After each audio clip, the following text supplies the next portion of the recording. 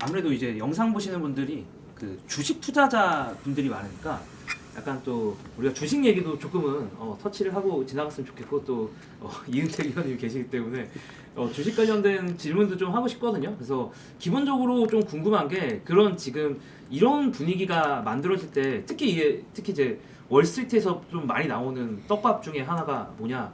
아 이제 성장주의 시대는 끝났고 가치주의 시대가 시작이다. 사실 이제 이게 보면 되게 수많은 또 유명한 투자자들이 그런 얘기들을 많이 하고 있거든요. 그래서 그런 부분들에 대해서 어떻게 생각하시는지도 조금 궁금하고 그게 아니더라도 좀 상대적으로 뭐 하락폭이 적을 것 같은 아니면 상대적으로 좋게 보고 계시는 섹터나 이런 게 있는지도 좀 궁금하긴 해요.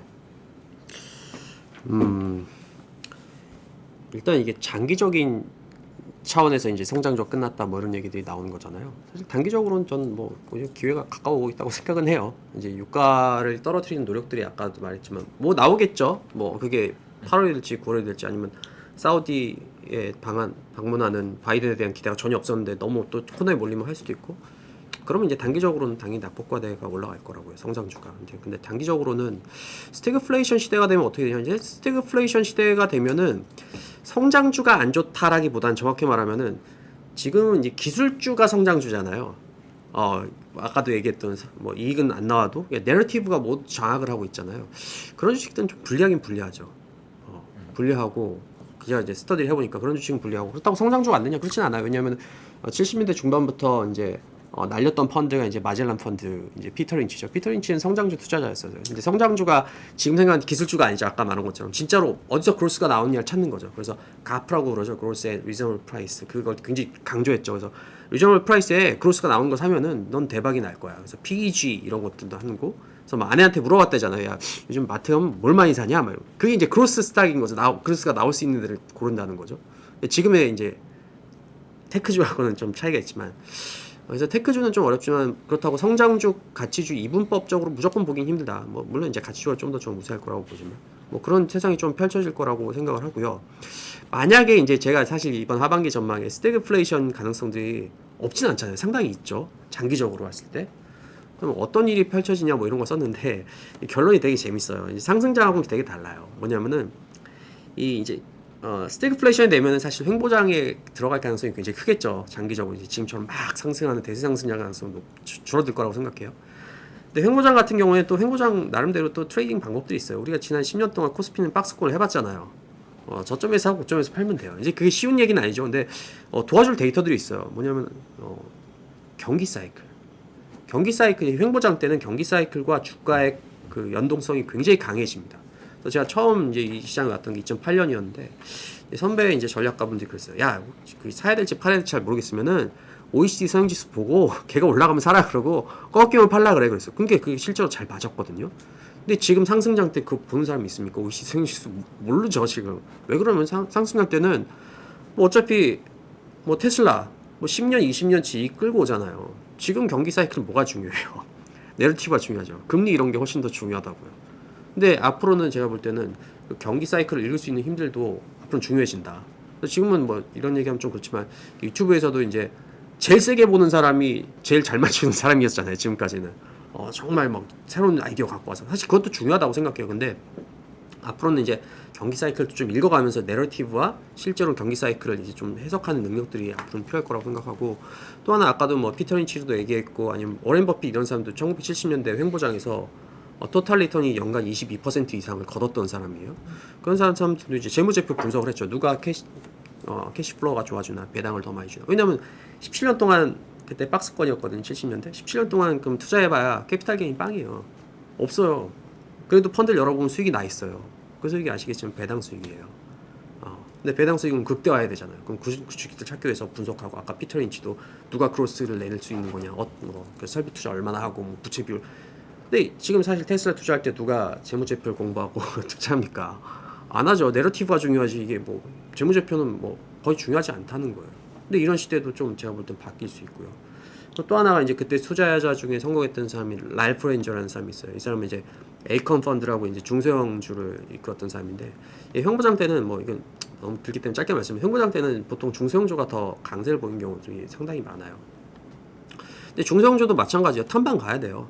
종목 발굴하려면은 그냥 앉아가지고 뭐 뉴스 보고 내가 상상해서 할 수 있는 게 아니에요. 그래서 그런 것들도 사실은 조금씩 달라질 수 있다고 생각해요. 그래서 지금까지는 상승장에서는 생태들 보면은 탐방 잘 안 가요. 그렇죠? 탐방 기업 탐방 잘 안 가고 공부 잘 안 해요. 공시도 잘 안 보고 재무제표 잘 안 봐요. 별로 안 봐도 되니까 경기 사이클 어떻게 될지 잘 안 봐요. 하지만 만약에 진짜 스태그플레이션 비슷한 분위기로 가서 주식시장이 좀 횡보를 한다면 분명히 이건 안 좋은 얘기는 맞아요. 근데 제 생각에는 그렇다고 해서 뭐 일부에서 얘기하는 것처럼 뭐 사형 선고냐 아까처럼 뭐 금리를 너무 급격하게 올려가지고 오히려 뒤풀이 환경으로 막 변해버리는 대공황 같은 일이 벌어지지 않는다면은 사실 스태그 자체는 안 좋은 건 분명히 맞다. 주식시장 굉장히 안 좋다. 17년 동안 수익이 빵이니까. 하지만 살아야 생존 전략들은 굉장히 많이 나올 수 있다. 뭐 이렇게 생각을 하고 있어요. 그래서 그런 투자들도 한번 우리가 고려해 볼 필요가 있고, 그 투자를 앞으로 계속 하실 분들은 그런 것들 공부해 볼 필요도 있어요. 재무제표는 어떻게 보는 거지? 경기 사이클 어떻게 네, 되지? 어떻게 보면은 그 제가 이제 이은택 팀장님 말씀하신 거에 첨언을 하자면 사실 이거는 이제 들으시는 분들에 따라서 야, 뭐 공부하라는 거 당연한 얘기를 이렇게 해 이렇게 생각하실 수 있는데 굉장히 중요한 이야기라고 저는 생각하거든요. 왜냐면 저도 이제 처음에 이제 2020년에 왔을 때 그때 막 얘기했던 게 뭐냐면 이거가 완전히 반대되는 얘기를 제가 했었거든요. 그때 아마 그런 얘기들이 굉장히 먹혔을 때였던 것 같아요. 뭐냐면은 내러티브가 더 중요했고 무슨 경기 사이클이랑 주가랑 맞지도 않아요. 막 이런 얘기 되게 많이 했었고 막 구조적인 성장 막 이런 얘기 되게 많이 했었던 것 같아요. 근데 지금 보면은 오늘 얘기 나오는 거를 종합해 보면 사실 그런 이야기보다는 다시 돌아가는 거죠. 이제 다시 돌아가서 재무제표를 봐야만 투자에 성공할 수 있는 시대로 가는 거고 그렇지 않으면 모르는 거예요. OECD 선행지수도 안 본 지 오래됐거든. 근데 다시 열어보는 거죠. 근데 사실 이제 지금 이제 얘기를 종합해 보면 지금부터 경제는 더 안 좋아질 것 같으니 주가는 그러면은 이제 얘기하시는 걸로 따지면 조금 뭐 더 쉴 수도 있다. 그러나 이게 경기 선행지수를 보고 반등한다고 하면은 또 기회가 있을 수 있다. 이런 얘기로 받아들일 수 있어서 중요한 얘기를 해주신 게 아닌가 싶습니다. 저도 이제 전직 개발자 입장에서 테크 쪽 주식들을 이제 여전히 유심히 보고 있는데 아까 제가 사실 저도 뭐 거의 단순한 1차원적인 가치주의나 성장주의나 사실 이건 그냥 질문을 위한 질문이었던 거고 사실 뭐 가치주건 성장주건 전 델롬델이라고 기본적으로 생각하고 있거든요. 그러니까 델롬이 될 건데 성장주를 그냥 예로 들면은 이건 것 같아요. 결국에 저는 2000년도 닷컴 버블의 주가 모양이 되게 많이 공부가 된다라고 생각을 하는데 어떻게 보면 지금이랑 좀 비슷한 느낌이 특히나 이제 성장주 투자하시는 분들은 되게 그러니까 기술주 위주로 투자하시는 분들은 제 말에 좀 공감이 많이 될 것 같은데 닷컴 버블이랑 정말 비슷하게 많이 주가가 떨어지고 있고 특히 뭐 캐시우드가 이제 했었던 뭐 ARKK 같은 경우랑 뭐 닷컴 버블의 차트를 겹쳐보는 뭐 그런 짤들도 돌아다니거든요. 근데 그런 거를 좀 보면서 제가 많이 느끼는 거는 결국에 그러니까 모든 분야가 그렇진 않은데 그러니까 테크 어쨌든 기업에 종사했던 사람 입장에서는 아주 많은 게 오프라인에 있는 게 온라인으로 대체가 되는 방향으로 가고 있는 거는 그냥 너무나도 자명하거든요. 그냥 그 속도가 뭐 달라질 수는 있겠지만 저는 여전히 아직도 오프라인에 기반에 있는 것 중에 온라인으로 갈 수 있는 게 너무나 많이 보이는 상황이고 그런 기업들은 저는 여전히 성과를 잘 낼 수 있다고 생각해요. 물론 그 경쟁에서 살아남을 수가 있어야겠죠. 왜냐하면 지금까지 테크 기업들이 너무 방만한 사실 그 지출을 했었기 때문에 그래서 저는 요즘에 가장 좀 재밌게 봤던 최근의 사례 중에 하나는 2000년도, 2001년도의 아마존 주가예요. 왜냐면은 아마존이 거의 이제 제가 약간 연도는 조금씩은 헷갈리긴 하는데 아마존 같은 경우가 고점 대비 거의 한 90% 정도 떨어졌었거든요. 닷컴 버블 때. 90% 뭐 95%까지 떨어지는데 그러면은 저는 제가 약간 궁금했던 게 뭐냐면 그럼 아마존 같은 기업들의 저점이 언제였을까? 왜 투자자들은 그 다음부터는 아마존을 계속 샀을까? 이게 이제 궁금해서 20년 전 자료들을 좀 찾아보면서 느꼈던 게 결국에 아마존 같은 기업들이 투자자들한테 납득을 시켰어요. 뭘 납득을 시켰냐면 우리가 흑자를 낼 수 있다라는 거를 납득을 시켜준 다음부터 주가가 이제 저점을 지지를 하더라고요. 그러니까 아마존을 비롯한 2000년대 수많은 닷컴 기업들이 받았던 질문은 너희 흑자 낼 수 있어. 그러니까 왜냐하면 이제 긴축적으로 분위기도 가니까 이런 상황에서 너희들 정말 흑자 낼 수 있어?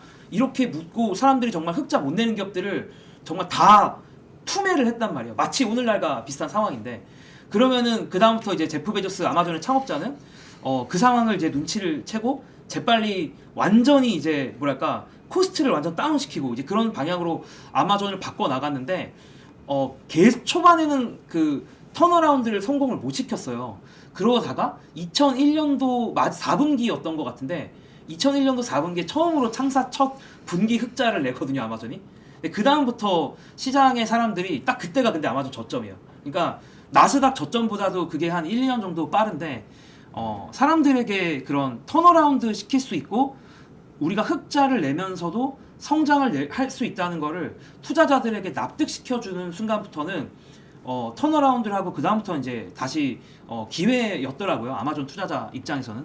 그래서 제가 그냥 요즘에 제가 갖고 있는 그냥 생각 중에 하나는 분명히 성장주들이나 기술주들 중에서도 특히나 지금은 뭐 소위 이제 인기 많았던 것들이 대부분 다 적자, 물론 뭐 에비타 기준으로 뭐 흑자일 수도 있겠지만 어쨌든 다 적자였던 기업들이거든요. 근데 코스트를 낮추고도 성장할 수 있다라는 걸 보여주면 그런 기업들에게는 되게 큰 기회일 것 같고 뭐 근데 사실 또 그걸 살펴보려면 재무제표를 봐야겠죠. 같은 얘기로 돌아가는 거긴 한데 이제 사람들이 이제는 아까도 말씀하셨다시피 내러티브를 보던 상황에서 흔히 말하는 재무제표나 넘버스를 더 중요시하는 지금 시점으로 돌아가고 있기 때문에 그것이 성장주건 가치주건 뭐 기술주건 뭐 뭐든 간에 사람들이 이제는 다시는 뭐 백투더 베이직 같은 느낌이기도 한데 다시는 좀 재무제표에 집중해 나가야 되는 그런 상황이 아닌가. 저도 그런 생각들을 많이 하면서 20년 전 자료들이 되게 많이 저한테는 요즘 되게 재밌는 수업 교재인 것 같아요. 그 내러티브랑 넘버스 뭐 얘기할 때 사실 둘 중에 하나만 이렇게 얘기할 수 있는데 사실 그렇지 않죠. 넘버가 아무리 중요해도 내러티브가 없으면 아까 말했던 아마존이 뭔가 넘버를 보여줬다 하더라도 내러티브가 없었다면 그게 효과를 발휘하지 못했을 거고 내러티브만 있는 넘버스 그러니까 뭐 이런 건 없는 거죠. 그러니까 사실 이제 이쪽에 있다가 이쪽으로 간다라고 이해를 하면 좋을 것 같고 저는 지금 성장주나 이런 데 보면은 이런 생각 들어요. 그러니까 지금 즐겁게 춤을 추다가 그 의자 없는데 자리에 앉으라는 거예요. 지금 딱 거기까지만 그 MS 확장이고 뭐고 이제 끝났고 이제 자리에 앉아. 그리고 나서 할 수 있는 거 해봐. 그리고 나서 돈 벌 수 있는 애들 걔네들 골라서 앞으로 계속 10년 간다 이런 그림으로 저는 생각하고 있거든요. 그래서 그런 아까 이제 아마존 얘기 너무 잘 들었는데 그게 그리고 그 아마존이 나스닥보다 주가가 1년 먼저 선행한 이유도 분명히 있을 거예요. 왜냐면 이런 게 확인되는 순간 걔는 먼저 날아갈 거거든요. 그래서 이런 부분에서 투자의 기회를 찾는 것도 굉장히 중요할 것 같다는 생각이 듭니다. 네, 저도 이제 좀 하나 그때 이제 닷컴버블 말씀을 좀 나왔으니까 좀 간단하게 코멘트를 좀 드리면 이제 닷컴버블 당시의 자료들을 좀 저도 한번 찾아서 좀 보고 있어요. 그래서 한두 달 전, 한 두세 달 됐네요. 그때 이제 인터넷에서 이게 닷컴버블이 생각보다 어떤 구조적인 분석을 한 그 자료가 많지가 않아요. 생각보다. 왜냐하면 연준 내에서도 닷컴버블에 대해서는 마일드한 경기 침체로 해석을 해요. 그러니까 어마어마한 규모로 자산 가격이 날아갔음에도 불구하고 금융위기 당시에는 이게 부동산을 건드리면서 금융 시스템을 뒤흔들어 버렸는데 닷컴버블 당시에는 나스닥 주가가 고점 대비 88% 빠졌음에도 불구하고 이때 당시를 딱 한번 돌이켜 보면은 2001년도에 2개 분기 연속으로 침체가 된 다음에는 그 다음에는 돌리기 시작을 해요. 그리고 또 아이러니한 게 그때 당시 보면 2001년 초에 이제 불황이 시작이 됐는데 리세션이 시작이 됐는데 2001년 9월에는 9.1 테러가 있었거든요. 그러니까 그게 이제 사실은 조금은 좀 연장을 시켜놨었던 그런 케이스였던 것 같아요. 닷컴버블을 보면서 저는 좀 어떤 걸 좀 하나 말씀드리고 싶냐면 우리가 이제 생각을 할 때 닷컴버블은 지금 대부분이 이제 인식을 하는 게 그때 당시에는 이제 좀 그 말도 안 되는 기업들이 주가가 많이 올라갔기 때문에 그게 좀 깨져서다. 근데 저도 보니까 2000년도 당시에 뉴스 플로우를 보면 되게 요즘하고 비슷하다는 생각을 되게 많이 해요. 2000년도 초에는 기준금리를 인상하는데 신문 기사에 나오는 게 뭐냐면 기준금리 인상은 호재. 왜냐하면 실물 경기가 탄탄하다는 징후니까. 그리고 금리 인상은 성장주의 호재. 왜냐하면 우리의 닷컴 기업들은 부채로 자금을 조달한 게 아니라 지분으로 IPO를 통해 자본을 조달했기 때문에 부채가 많지 않기 때문에 이자낼 필요 없다. 그래서 요거는 우리한테는 큰 영향 없다. 이렇게 얘기를 해요. 그러다가 이제 2000년도 3월 10일 날부터 이제 나스닥이 이제 깨지기 시작을 하거든요. 휘청휘청 하니까 그때 당시 그럼에도 불구하고 이제 그린스펀이 0.5% 인상을 예고합니다. 그게 이제 6에서 6.5%로 이제 금리 인상을 얘기를 한 거고, 그때 이제 빅스텝이 우리는 2000년 5월 16일에 이제 빅스텝을 이제 마지막으로 기억을 하는 거죠. 이제 빅스텝이 나오기 전에 그 시장 반응이 어땠냐면은 0.5% 인상은 이미 시장에 반영됐으니까 이거는 오히려 괜찮다. 그리고 빅스텝은 인플레이션을 제압할 수 있기 때문에 오히려 시장에서는 빨리 빅스텝을 해가지고 시장의 불확실성을 없애라. 이런 얘기가 있었죠. 그래서 2000년 5월 16일에 0.5%를 인상하니까 이틀 연속으로 주가가 급등을 했어요. 그게 이제 아마 좀 가장 큰 이제 그때 당시가 이제 패착이었겠죠. 그러면서 2000년도 11월 12월 달까지는 전체적으로 나스닥 주가가 큰 폭으로 하락을 했어요. 근데 S&P하고 그 다음에 다우존스는 거의 빠지질 않았습니다. 그리고 인텔의 고점은 9월 10월이 됐었던 것 같은데 인텔이 그때 당시에는 퀄리티주 같은 느낌이었었을 것 같아요. 지금으로 따지면 그냥 그때도 퀄리티라는 말을 썼는지 모르겠지만 그런 느낌을 좀 줬던 것 같아요. 근데 2000년도 12월 달부터 분위기가 급격히 바뀝니다. 6.5에서 7.5까지는 기준금리를 인상할 수 있을 거라는 얘기를 했었는데 그린스펀이, 그리고 시장도 그걸 받아들였거든요. 근데 나스닥 주가가 많이 빠지니까 분위기가 바뀝니다. 2000년도 3, 4월 달에 FOMC에서 그린스펀이 했던 얘기가 뭐냐면 지금 미국 사람들은 올라버린 자산 가격으로 탄탄한 소비를 하고 있다. 그래서 실물 경제는 탄탄하기 때문에 0.5% 인상도 받아들일 수 있다. 이 얘기를 했거든요. 2000년도 12월에는 뭐라고 얘기하냐면 지금 실물 경기 침체가 굉장히 빨라질 것 수도 있다. 사람들의 소비가 줄어드는데 자산 가격의 하락이 소비의 위축을 가져오는 게 되게 큰 것 같다라는 표현을 씁니다. 근데 이제 2000년도 12월 달에 있는 FOMC에서는 기준금리를 동결해요. 그러다가 실수로 그게 이제 실수였음이 드러난 거죠. 그래서 2001년도 시작하자마자 아마 이제 대표님 기억을 하실 겁니다. 1월 2일 날 긴급 금리 인하를 해요. 0.5%. 그리고 이제 1월 달 FOMC 때 0.5% 추가 인하하고, 그러면 어쩌면 이 느낌이거든요. 이제 금리가 내려갔으니까 주가가 뛰어야 되잖아요. 근데 금리를 6.5에서 1%까지 낮췄거든요. 근데 그때부터 S&P하고 나스닥하고 다우존스가 같이 흐르기 시작합니다. 그래서 S&P는 고점 대비 40%, 다우존스가 40%, S&P가 50%, 그 다음에 나스닥이 이제 88% 이렇게 떨어지거든요. 그 저점이 언제 나오냐? 2002년도 10월 19일인가가 저점이더라고요. 그러니까 아까 전에 아마존이 2001년도 4분기 저점 나왔는데 1년을 선행했다고 말씀 주셨잖아요. 그런 느낌이 좀 있었던 것 같아요. 그럼 여기서 이제 어떤 말씀 드리고 싶은 거냐면, 방금 전에 말씀해 주신 건 우리는 스태그플레이션이라는 전제를 놨었을 때 이런 얘기들이 되게 중요하다는 말씀을 해주셨는데 공감합니다. 근데 스태그플레이션의 가능성도 있지만 어쩌면은 리세션은 다른 의미에서는 저성장 저물가가 될 수도 있는 거잖아요. 2008년도에 우리는 2008년도 9월 달에 국제유가가 145달러였어요. 그래서 우리나라 소비자 물가 지수를 보면은 2008년도 8월 이후 제일 높은 수준이라고 합니다. 그때 5.4보다 높았거든요. 근데 그 다음 달에는 우리는 디플레이션을 고민을 했었어요. 그래서 저는 좀 말씀드리고 싶은 게, 우리가 저성장 고물가에 대한 스태그플레이션에 대한 시나리오를 되게 많이 그리고 있는데, 그럴 수도 있지만 만약에 최악의 경우에 우리가 두려워하는 리세션이 찾아온다면 그럼 그때는 과연 이제 자산 시장이 어떻게 움직이게 될까? 저는 어쩌면 2000년도 그 닷컴 버블의 교훈이, 저는 이 굉장히 탄탄한 성장에서 저성장으로 흘러들어갈 때의 모습을 갖다가 좀, 그리고 사실상 저성장 저물가라는 말이 2001년, 2년, 3년에 걸치면서 쭉 흘러나오기 시작을 했거든요. 그래서 이제 그럴 가능성이 있는지에 대해서도 좀 한번 우리가 고민을 좀 해볼 필요가 있지 않나, 그런 의미에서 좀 던져봤습니다. 이게 또 좋은 화두를 던져주셨는데, 사실 안 그래도 제가 이 얘기를 이 질문을 다 같이 드릴까 말까 하다가, 그러니까 이게 약간 지금 저희가 이야기하면서 약간 스태그플레이션이 약간 컨센서스 같은 느낌이 조금 있거든요. 저도 지금 근데 이제 어떻게 일단 생각하시는지 좀 궁금하고, 그 다음에 뭐 같은 얘기긴 한데 이게 결국 리세션은 불가피한 걸까? 지금 이 상황으로 가면은 거의 리세션도, 그러니까 지금 저희가 대화하면서 막연하게 가정하고 있는 게 지금 약간 스태그플레이션으로 방향성으로 가고 있다는 의견이 좀 더 많은 것 같고, 리세션도 좀 더 무게를 좀 더 두고 계시는 것 같거든요. 다들 지금 대화하면서 그렇게 맞나? 그러니까 제가 그렇게 느꼈는데, 아니 내 느낌이 뭔가 그래서 그거 아니 솔직히 어떤 느낌이냐면 뭐 1970년대 갔다가도 2000년 닷컴 버블인 2000년 닷컴 버블인 것 같다. 복합적으로 다 섞여 있는 것 같은 느낌이긴 해요. 그러니까 이게 저는 이제 전략을 하다 보니까 이제 그게 중요한 거예요. 아까 말한 맞아. 것들은 그렇죠. 이제 스태그가 오면은 장기적으로 뭐 어. 지금 아니고 예. 장기적으로 오면은 그렇게 바뀔 수 있으니까 저희 질문은 말씀하셨던 걸 스태그 오나요라는 게 그렇죠. 이제 그렇죠. 질문입니다. 네. 그래서 질문이에요. 아니, 질문으로 맞아요. 넘기셨다고. 질문이 그렇게 그러니까 됐었죠. 그게 이제 그러니까 그래서 스태그 오면 그렇게 될 네. 거다를 먼저 얘기한 거. 아. 그럴 수 있다. 그렇게 됐나? 그렇게 될 수 있다. 제가 스태그 오나요? 그러니까 뭐냐면 이제 스태그를 전제를 하고 이제 말씀을 하신 건데 저는 이제 이게 이제 스태그고 그래서 이렇게 된다 이렇게 이제 좀 저는 좀 오해해서 잘못된 것 같습니다. 아니, 궁금합니다. 어떻게 생각하시나요? 저는 뭐 개인적으로는 리세션은 불가피하고 확률이 뭐 압도적으로 높다고 생각합니다.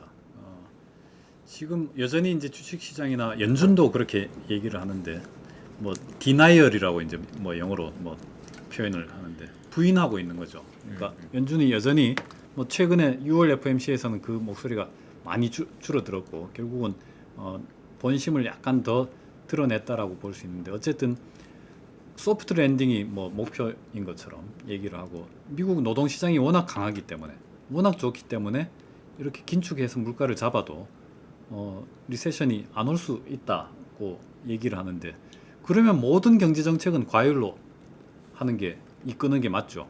그래서 경제가 아주 과열이 되면은 인플레이션을 이제 잡기 위해서 긴축을 하는데 워낙 과열이고 경제가 좋다 보니까 리세션이 안 빠진다면은 과열로 가는 경제 정책이 가장 합리적인 거죠. 그건 아빠죠.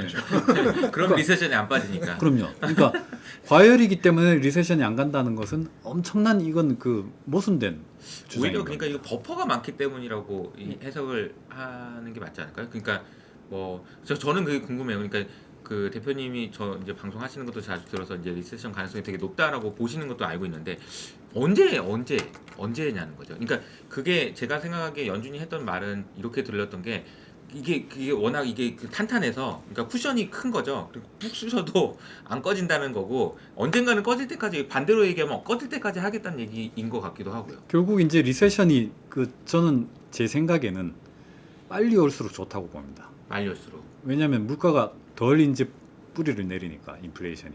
근데 리세션이 늦게 온다는 말은 그만큼 인플레이션이 길어진다는 거죠. 그렇죠. 그렇다면은 결국 리세션 더 강한 리세션이 오도록 긴축을 하는 수밖에 없는 결국 이제 뒷북이 될 수밖에 없는 너무 뒷북이기 때문에 더 강하게 이제 브레이크를 밟아야 되는 뭐 그런 구도로 간다라고 생각하고 이번에 어쨌든 연준에서 파월 의장이 기자회견 때 앞서 말씀드린 것처럼 물가가 연쇄적으로 계속 전월비 물가 상승률이 떨어지기를 걸 보고자 한다라는 말은 다른 건 안 보겠다는 얘기죠.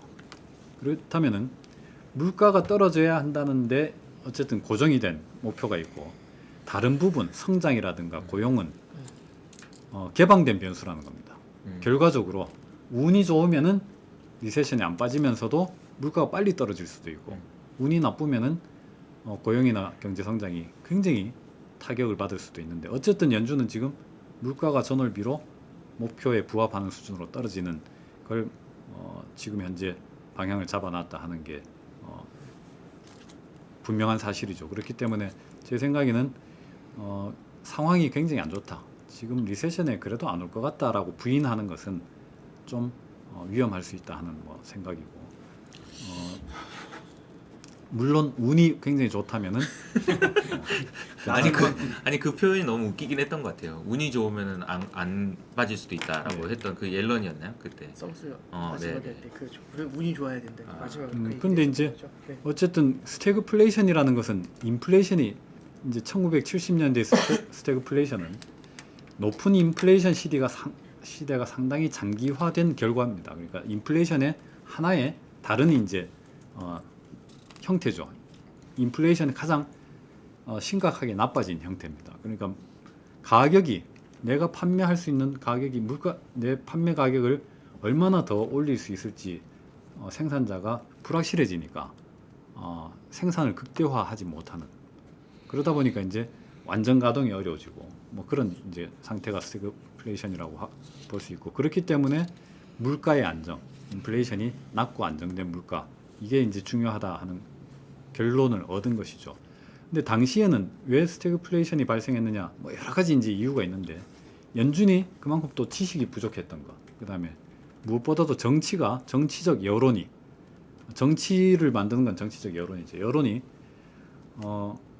물가가 좀 올라도 고용 시장이 좋은 게 좋다, 일자리가 풍부한 게 좋다라는 이제 정치적 여론, 국민들의 여론, 또 경제학 이론도 물가 상승률을 약간 좀 높은 걸 받아들이면은 실업률을 장기 구조적으로 더 낮출 수 있다라는 이제 착각을 했던 측면도 있고, 또 그러다 보니까 이제 정책이 그렇게 흘러갔는데, 그 당시에 이제 그래서 인플레이션이 이제 뿌리를 완전히 내릴 수밖에 없었던 게, 당시에는 또 이제 앞서 말씀드린 것처럼 1960년대 후반에 이제 연준 의장은 그런 모델에 대해서 이제 좀 불신했는데, 1970년대 이제 초에 다시 연준 의장직을 맡은 의장 같은 경우는 당시로서는 상당히 뭐 존경받는 굉장히 뭐 아주 그 유명한 경제학자였죠. 그런데 그 당시 이제 연준 의장은 긴축을 해도, 중앙은행 긴축을 해도 인플레이션은 잡기 어렵다라는 또 굉장히 독특한 사고를 갖고 있었고, 그 당시에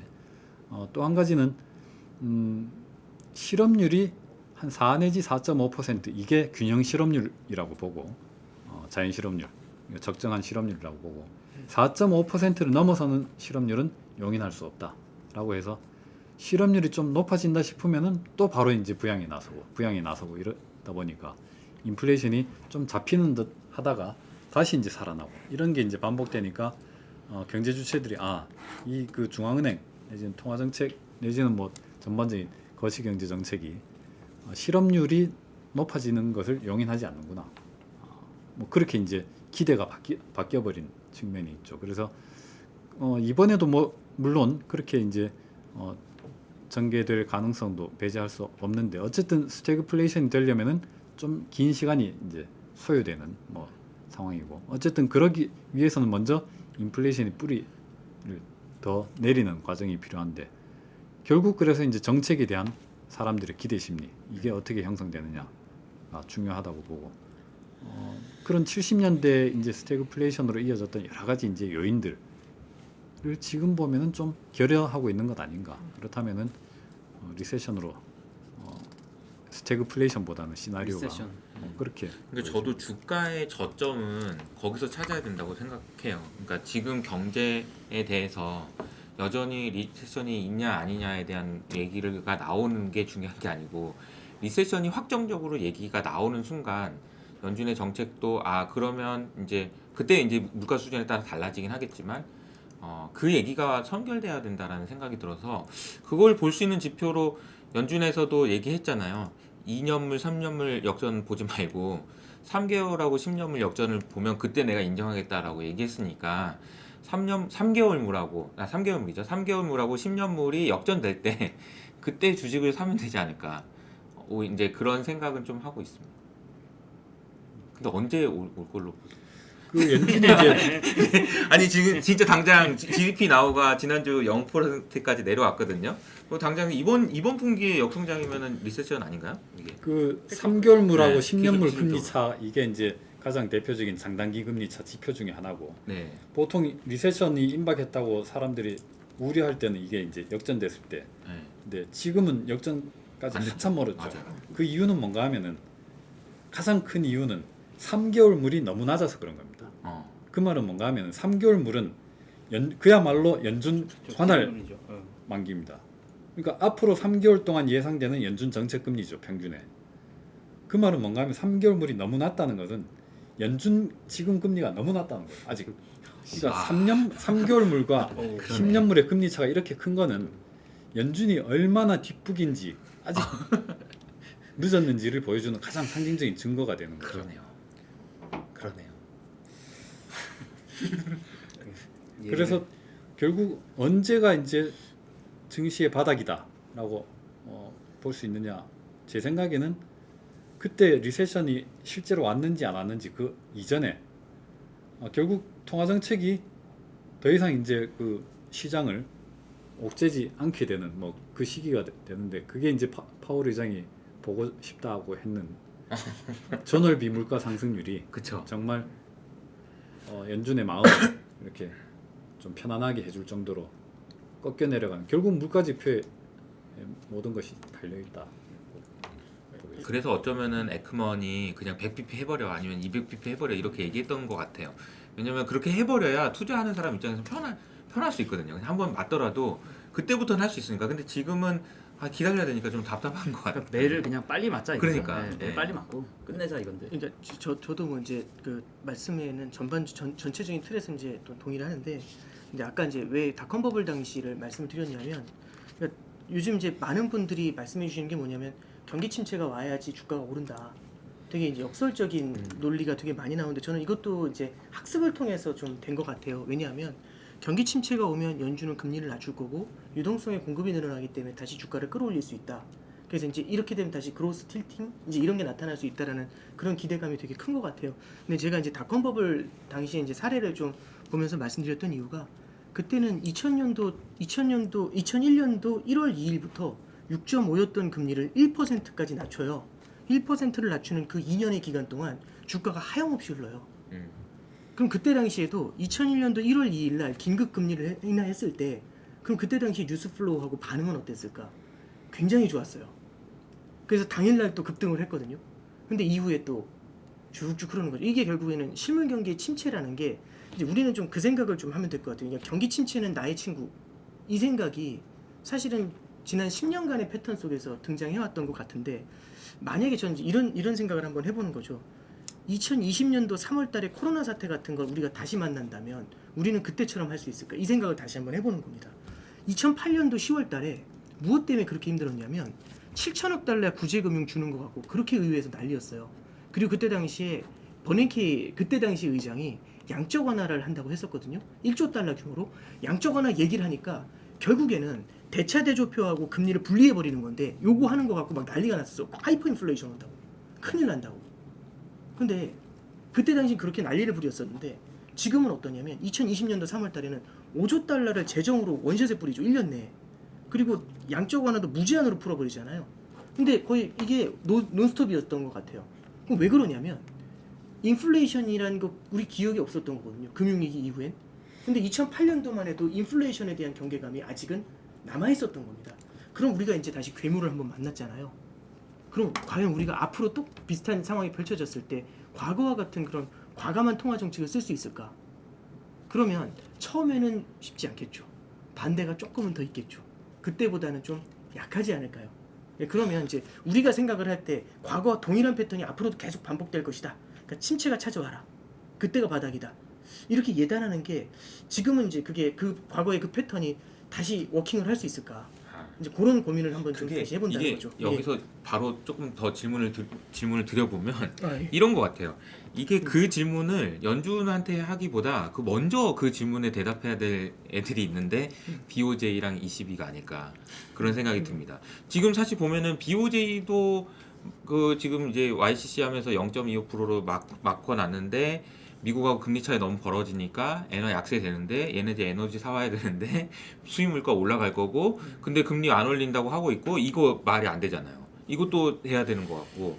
그러니까 지금 말씀하신 게 되게 맞는 게, 옛날 같았으면은 저 물가에 대한 부담감이 없으니까 확 들어올 텐데, 물가에 대한 부담감이 있는 상황에서 경기도 안 좋아지면 이거 확 들어올 수도 없으면, 그렇게 그렇게 해가지고 진퇴양난에 빠진 애들이, 그러니까 일단 연준보다는 예.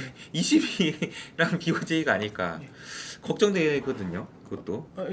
이게 얘기가 너무 제가 너무 많이 퍼뜨린다는 수습을 못하고 되고 퍼뜨린다는 생각이 드는데, 그러니까 BOJ하고 ECB는 진짜 연준보다도 훨씬 더 이렇게 크다라는 고민을 많이 하는 것 같아요. 그러니까 ECB 같은 경우는 지금 3일 만에 그 되돌린 이유가 맞아요.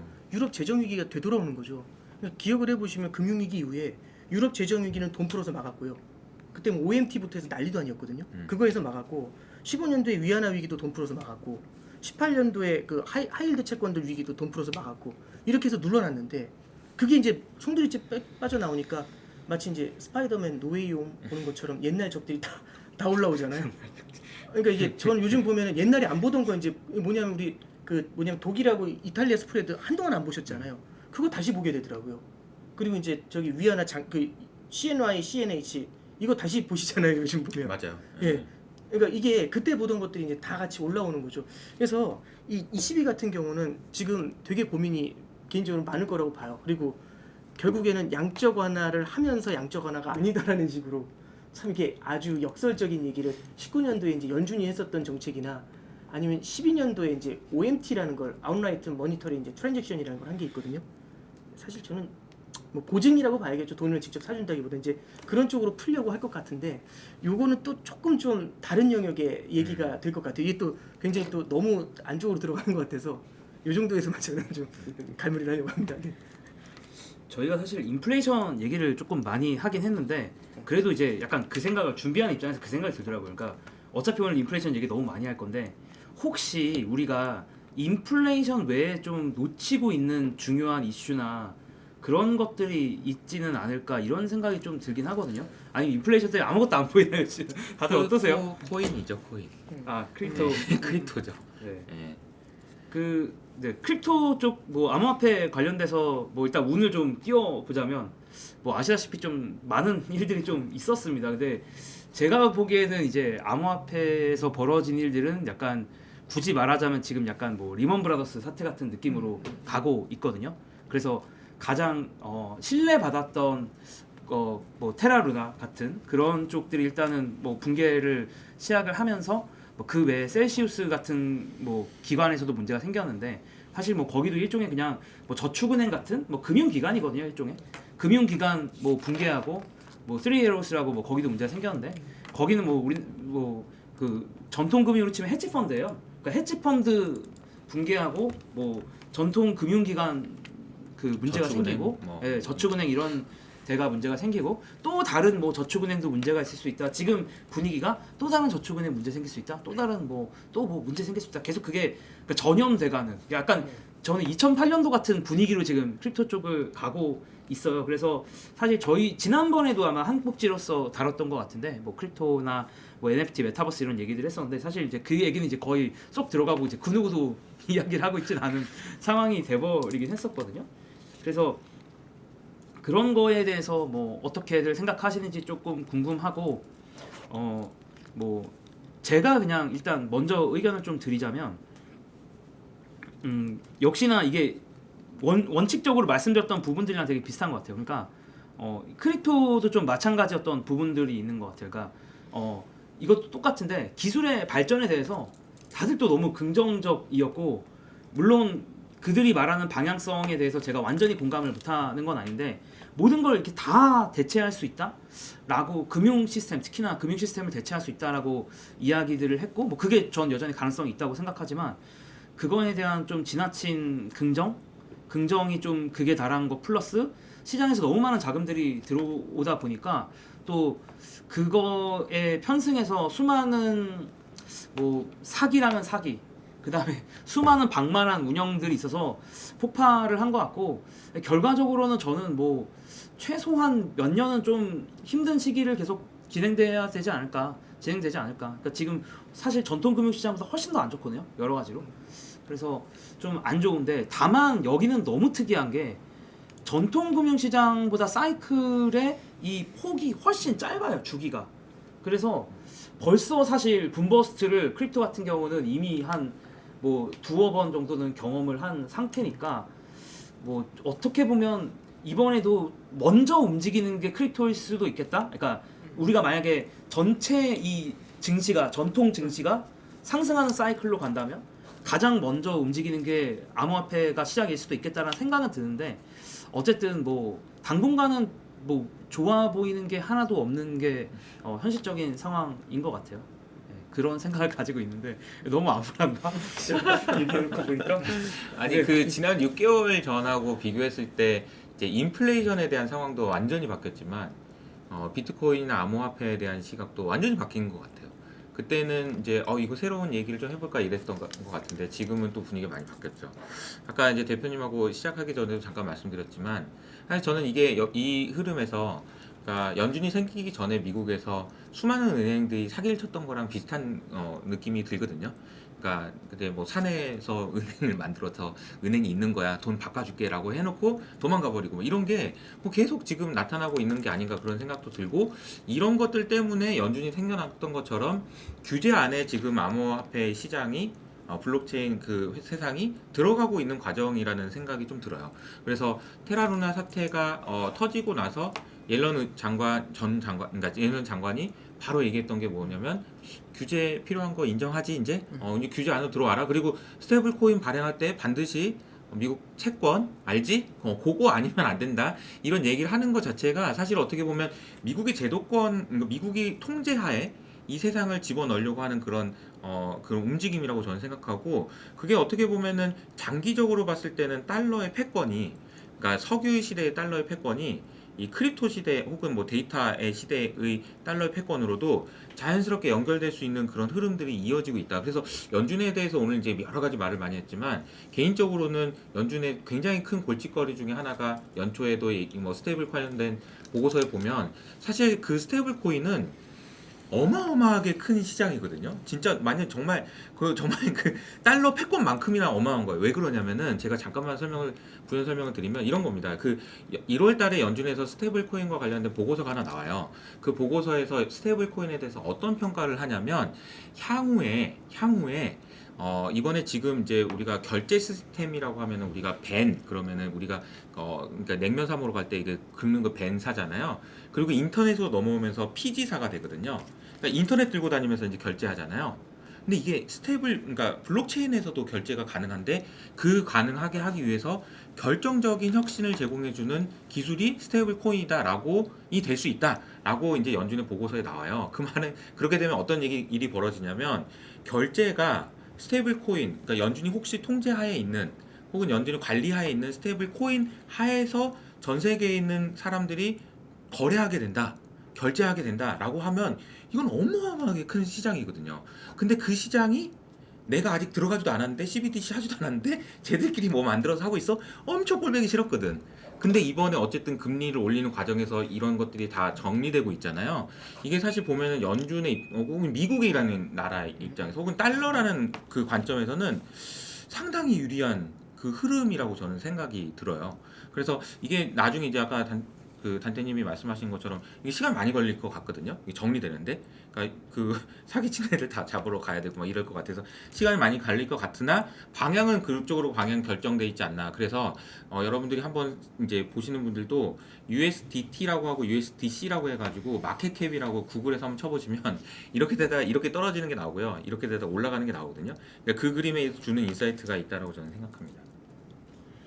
그래서 저도 되게 미국 정부나 페드 입장에서는 사실 이번 붕괴가 반가웠을 수도 있겠다는 생각이 들기는 해요. 왜냐하면 그 스테이블 코인에 미국 채권을 무조건 얼마 넣어, 약간 그 담보로 무조건, 그러니까 사실 미국 채권을 처리하기가 어떻게 보면 페드 입장에서 늘 힘들었었잖아요. 근데 그거를 약간 처리할 수 있는 데가 생겨버린 거라서, 그거를 이제 방만하게 운영했던 곳들이 자꾸 문제가 생기니까, 그러면 야 너네 이번에 문제 생긴 거 봤지? 그러니까 앞으로는 우리가 하는 대로 따라해. 명분이 생긴 거죠. 네, 명분이 생긴 거죠. 얘기할 명분이 그러니까 그 테라노 사태 나자마자 바로 다음 날인가 거의 24시간도 안 돼서 옐런이 이야기를 했던 것도 저는 그런 면이라고 보고, 그래서 뭐 어떻게 보면 이제 미국 채권의 새로운 소비처가 생기는 거거든요. 마치 진짜 아까도 페트로 달러에 좀 비유를 해주셨는데, 크립토 달러라고 해야 되나? 어떤 새로운 그 이제 용처가 생겼을 수도 있는 부분이고, 개인적으로는 사실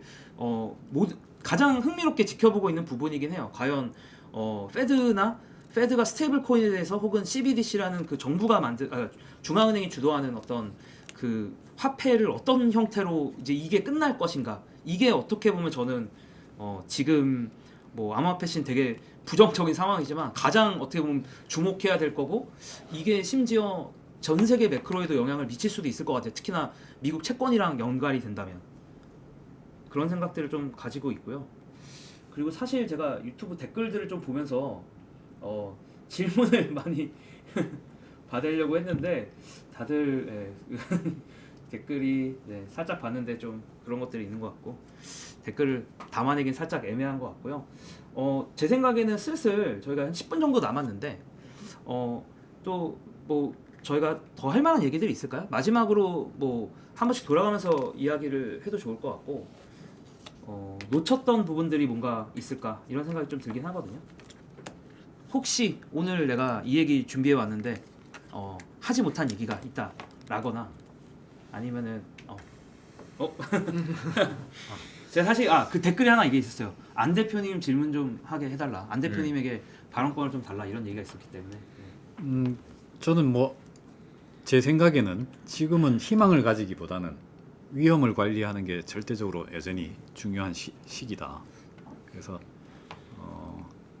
그게 앞서 말씀드린 것처럼 인플레이션이 확실히 이게 잡혀 나가고 있구나 하는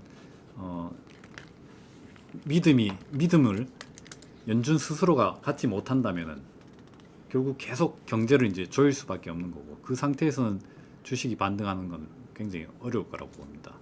그러면 이제 연준이 그 물가가 이제 그야말로 연준이 원하는 대로 잡혀 나가고, 연준이 그야말로 금리 인상을 거의 이제 중단할 무렵쯤 되면 주가는 반등하느냐, 그럴 수도 있지만은 어쨌든 그게 전제 조건이 된다는 거죠.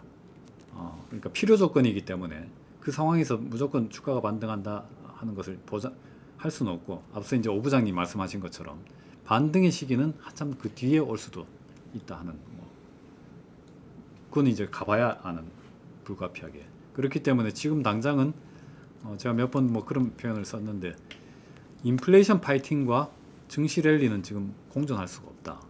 증시가 때때로 이제 반등하고 바이더 딥, 그래도 증시는 이제 바닥을 찍었을 거야. 그래서 추세적으로 올라가려고 한다면은 인플레이션 제가 보기에는 잡히기 어렵다고 봅니다. 그렇다면은 결국 연준은 더 쪼이려고 하겠죠. 결국 이제 인플레이션은 지금 인플레이션 공급 측면 얘기를 많이 하는데, 공급 측면의 영향도 분명히 있지만 수요가 너무 많습니다. 너무 강하기 때문에 미국 소매 판매 지표를 보면은 이렇게 그냥 불쑥 튀어 올라와 있습니다. 그러니까 추세선을 크게 웃돌고 있죠. 우리가 지금 예를 들어서 리세션이 오면 그럼 인플레이션이 잡힐 거냐? 그것도 필요 조건이 이제 충족되기 시작하는 단계라고 봅니다. 왜냐하면은 시속 100km가 이제 제한 속도인데 110km로 달리고 있었다라고 한다면은 109km, 108km로 떨어지면은 이게 리세션이죠. 그러니까 리세션이라는 것은 두 가지 특성이 있습니다. 하나는 생산에 관한, GDP가 첫째 GDP에 관한 거고, 둘째 전기비로 두 개 분기 연속해서 마이너스 성장률을 보이는 게 리세션이라고 우리가 이제 간주를 합니다. 그러면은 첫째, 지금 미국 경제는 생산에 비해서 소비가 너무 강합니다. 그렇기 때문에 생산이 좀 떨어진다고 해서 과연 소비도 둔화될 것이냐 하는 그 문제가 있고, 그 다음에 특히 생산도 잠재 생산 능력, 잠재 GDP라고 하죠. 잠재 생산 능력에 비해서 너무 많이 생산하고 있습니다. 초과 근무해가면서. 그러니까 미국이 지금 장기 지속적으로 생산하고 할 수 있는 것에 비해서 너무 많이 생산하기 때문에 임금을 더 많이 줘야 된다는 겁니다.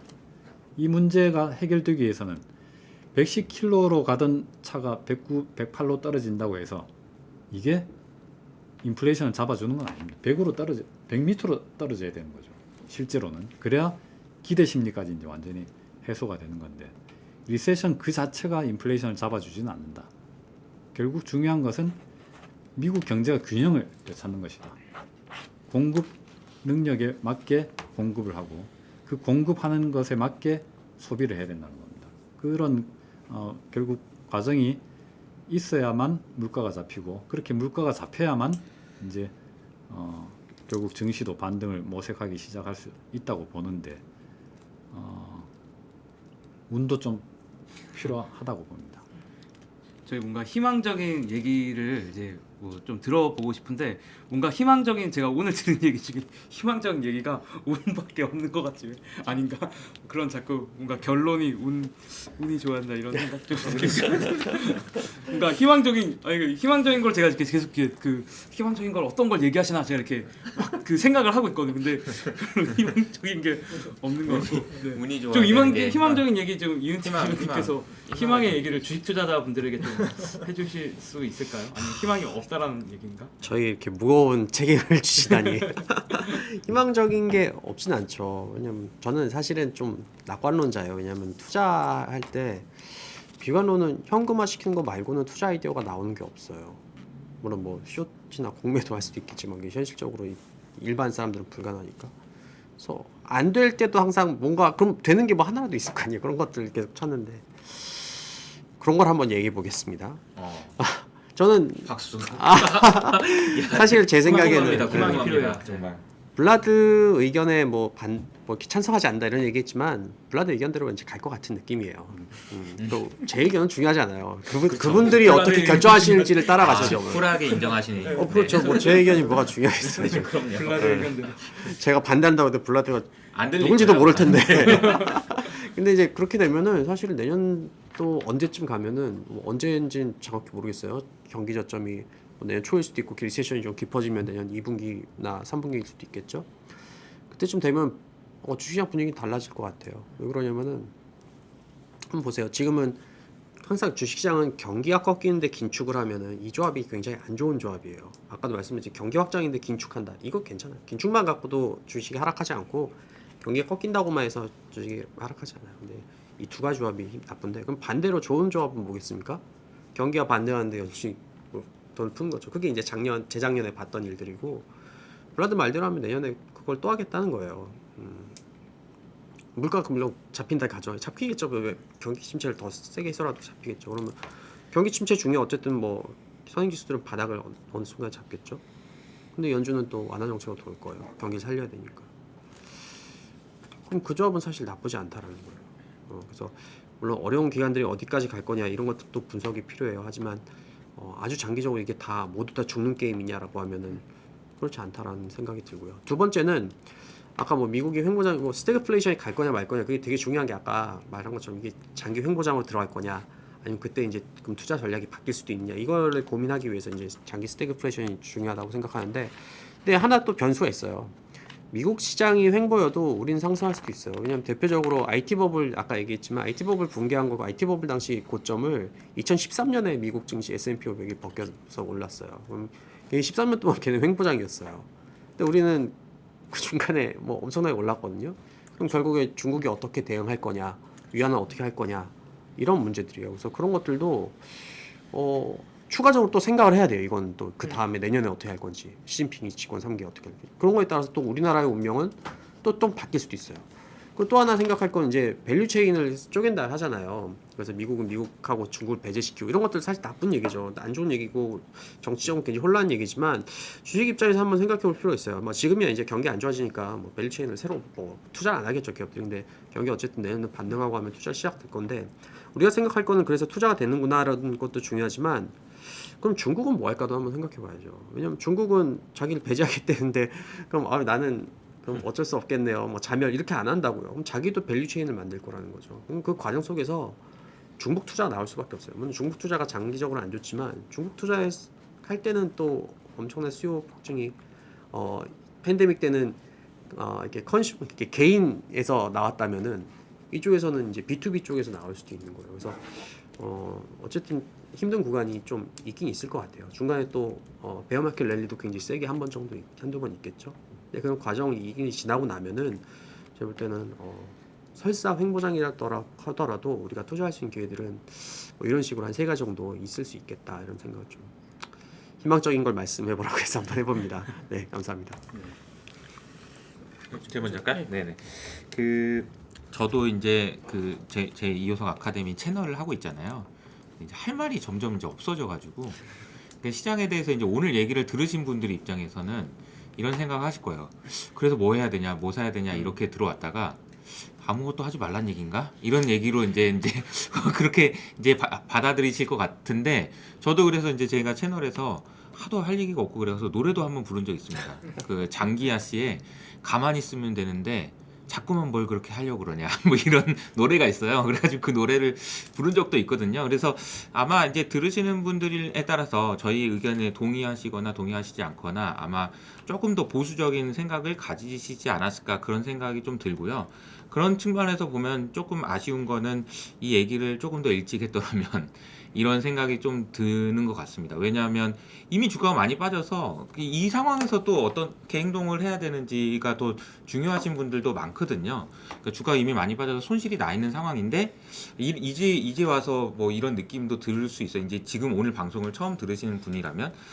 그런데 이제 저도 이제 뭐 그래도 희망을 얘기를 하자면 오는 거잖아요. 사이클이 주가가 많이 빠지면 많이 빠지는 것 자체가 또 긍정적인 이유가 되거든요. 그러니까 일드가 올라가는 거니까, 일드가 올라가는 거, 그 주식도 일드가 올라가는 거니까. 다만 아까 말씀 여러 가지 말씀하신 대로 기다리긴 기다려야 된다라는 생각을 많이 하셨으면 좋겠다라는 생각이 듭니다. 그리고 또 하나는 그래도 여기서 이제 투자 아이디어를 굳이 이제 찾아보자면 개인적으로는 아까 제가 이제 유럽이 힘들 거다 많이 말씀을 드렸는데 유럽이 힘든 이유는 여러 가지 있지만 뭐 특히 두 가지죠. 뭐 러시아에서 천연가스 안 준다니까 힘들 거고 그리고 이제 러시아가 못 살게 굴는데 힘이 가만 보니까 운동을 하나도 안 해가 힘이 하나도 없거든요. 무기가 없어. 그 두 가지가 어떻게 보면 유럽을 포함해서 전 세계에 있는 많은 국가들이 생존을 위한 그런 게임이라고 생각을 합니다. 그리고 이제 오늘도 제가 이제 뭐 관련해서 찾아보다 보니까 우리나라도 되게 이제 식량 안보 측면에서 굉장히 위험하더라고요. 이게 지금 아직은 얘기가 나오지 않았지만 지금 우리가 에너지 가지고 지금 장난이 아니고 어쨌든 무기화 해가지고 하고 있는 거잖아요. 언제든지 식량 가지고도 할 수 있고 사실상 지금 보니까 올해 들어가지고 수출 제한이라는 게 인도에서 밀 수출 금지한 것뿐만 아니라 58번이나 있었더라고요. 그 중에 45번이 러시아 우크라이나 전쟁 끝나고 나서 있었어요. 그러니까 이게 지금 이미 어떻게 보면은 식량과 관련된 전쟁이 어떻게 보면 되게 치사한데 그러니까 뭐 초등학교 때 막 내 거야 막 이런 걸 비슷한 건데 보내지 말라는 거잖아요. 이런 일들이 지금 벌어지고 있거든요. 그래서 이게 되게 어떻게 보면 우리가 생존하기 위해서 이런 거 보니까 우리가 이런 거 해야 되겠구나 라는 생각이 들 때 투자가 들어가는 곳 이런 곳은 이렇게 어려운 매크로 환경에도 불구하고 기회는 있을 수 있겠다라는 생각을 좀 말씀을 드립니다. 저기 그 말씀을 좀 드리면, 그러니까 저도 기본적으로 낙관론자고요. 그러니까 다만 이제 현실이 좀 이렇게 좀 어렵다라는 점은 좀 부각을 좀 많이 시킨 것 같아서 저도 좀 제 마음이 좀 무겁습니다. 일단 첫 번째는 이제 물론 연준이 그걸 성공하냐 성공할 수 없냐를 떠나서 그러니까 과거보다는 그래도 좀 더 세련된 무기를 갖고서 접근하려고 한다. 이런 것들을 좀 저희가 좀 지켜볼 필요가 있다라고 생각하고요. 그게 이제 포워드 가이던스라는 말씀을 좀 첫 번째는 좀 드렸습니다. 그리고 저는 이제 아까 이제 이은택 위원님께서 이제 블라드가 말하는 방식이 그래도 어떻게 작용할 수 있을 것 같다라는 말씀을 해주시는데 저도 거기에 좀 포워드 가이던스가 성공한다면 그 방식이 워킹할 수 있지 않을까 좀 그런 기대를 좀 갖고 있고요. 두 번째는 뭐 이제 우리가 그 결국에는 궁죽통이라고 해서 어려울 때 공조라는 게 가능하지 않습니까? 그러니까 산유국들하고의 공조도 바이든 대통령이 뭐 다음 달에 넘어간다고 하는데 이런 게 사실 쉽게 풀린 적은 별로 없었던 것 같아요. 과거에도 마켓을 볼 때. 그래도 오펙 플러스의 증산이라든지 내지는 미중 관세를 갖다가 좀 철폐하자 내지는 좀 유예를 하자라는 얘기가 흘러나오는 것부터 이제 어려우니까 공조를 하는 거거든요. 사이가 좋아서 공조를 하는 게 아니라 국제 공조라는 게 항상 어려울 때마다 하나의 이제 희망을 던져줬던 이제 그런 경험이 좀 있었던 것 같습니다. 예를 들어 방금 전에 식량 말씀도 해주셨는데 요즘 이제 또 나오는 얘기 중에 하나가 러시아 우크라이나 전쟁이 종전은 어려울지 몰라도 지금 거기에 이제 항만에 묶여 있는 밀 있잖아요. 이런 것들을 좀 인도주의 차원에서 먼저 풀어줘야 되지 않냐 이제 이런 논의들도 좀 일어나는 것 같습니다. 그래서 다들 공멸이냐 공존이냐를 놓고 보면은 거기서는 공조에 대한 얘기가 다시금 좀 싹튼다라는 생각이 좀 들고요. 아까 전에 2000년도 얘기를 좀 해드렸는데 2001년도 말에 이제 중국이 WTO에 가입을 하게 되죠. 그러니까 어떻게 보면은 기존의 성장의 툴이 아니라 새로운 성장의 툴이 또 만들어진 가장 케이스가 되고 그다음에 2000년대 중반에는 중국을 중심으로 한 브릭스의 시대가 새로운 성장을 이끌고 갔었던 그런 경험이 있습니다. 그래서 이제 뭐 지금 중국이다 이런 말씀을 단언적으로 드리려는 게 아니라 무언가 어쩌면은 지금까지 우리가 봤었던 성장의 틀에서 이게 과거의 패턴대로 돌아간다는 것보다도 어쩌면 이렇게 어려운 과정에서 새롭게 싹틀 수 있는 그런 성장의 가능성들을 한번 우리가 주목을 해보면 어떨까 그런 기대감을 갖고서 저는 제 말씀 좀 마치겠습니다. 감사합니다. 네, 시간이 좀 지나긴 해가지고 이제 슬슬 좀 마무리 해볼까 하는데요. 정말 네 분 너무 오늘 수고 많으셨고 아마 또 6개월 뒤에 또 저희 찾아뵙지 않을까 이렇게 말씀을 드리면서 그때는 좀 장이 정말 좋아지길. 그때는 좀 더 저희가 원래는 좀 더 발랄하게 할 수 있는데 다음번에 좀 더 저희가 발랄하게 할 수 있는 그런 상황을 기대하면서 마무리해 보도록 하겠습니다. 네, 수고 많으셨습니다. 고맙습니다. 네, 수고하셨습니다. 고맙습니다. 네.